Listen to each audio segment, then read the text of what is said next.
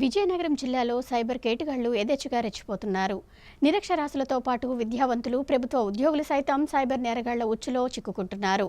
వేలకు వేల రూపాయల సొమ్మును కోల్పోతున్నారు. విజయనగరం జిల్లాలో ఓ ప్రభుత్వ ఉపాధ్యాయుడు సైబర్ కేటుగాళ్ల ఉచ్చులో చిక్కుకున్న ఉదంతం వెలుగుచూసింది.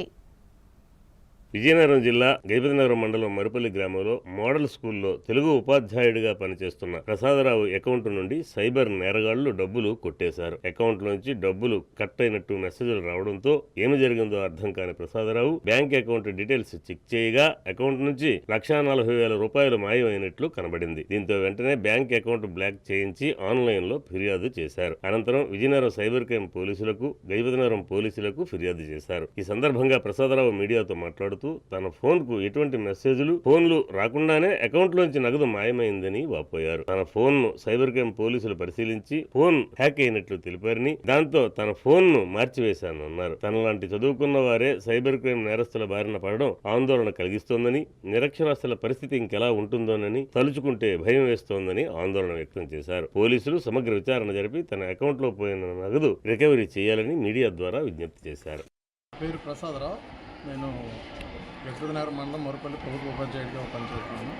మొన్న సాయంత్రం 9వ తేదీన 4:10 ఆ టైము ప్రాంతంలో నా మొబైల్ నుండి debit card and credit card ICICI bank నుంచి 1,42,000 వరకు అమౌంట్ కట్టాను.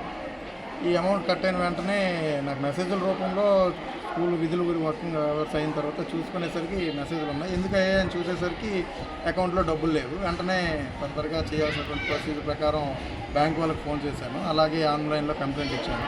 వాళ్ళు కార్డు బ్లాక్ చేశారు. తర్వాత సైబర్ క్రైమ్ వాళ్ళకి డిపార్ట్మెంట్కి చేయండి, సైబర్ క్రైమ్ వాళ్ళకి వెళ్ళి విజయనగరం సైబర్ క్రైమ్ డిపార్ట్మెంట్లో ఒకసారి ఎస్ఐ గారిని కలిస్తే ఎస్ఐ గారు నా ఫోన్ కూడా చెక్ చేశారు. ఫోన్ చెక్ చేసి మొబైల్ హ్యాక్ అయ్యిందమ్మా, ఈ మొబైల్ అర్జెంట్గా మార్చండి అని చెప్పారు. సో ఆ మొబైల్ మార్చిన వెంటనే ఇంకా అక్కడ నుంచి నా ప్రాబ్లం అయితే తీరింది, కానీ నా డబ్బులు అయితే నాకు రిటర్న్ బ్యాక్ అనేది రాలేదు.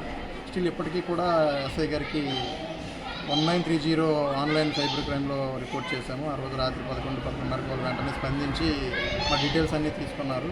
సంబంధిత డిపార్ట్మెంట్కి ఇచ్చి ఎఫ్ఐఆర్ కూడా నమోదు చేశారు మన లోకల్ గైపతినగరం పోలీస్ స్టేషన్లో.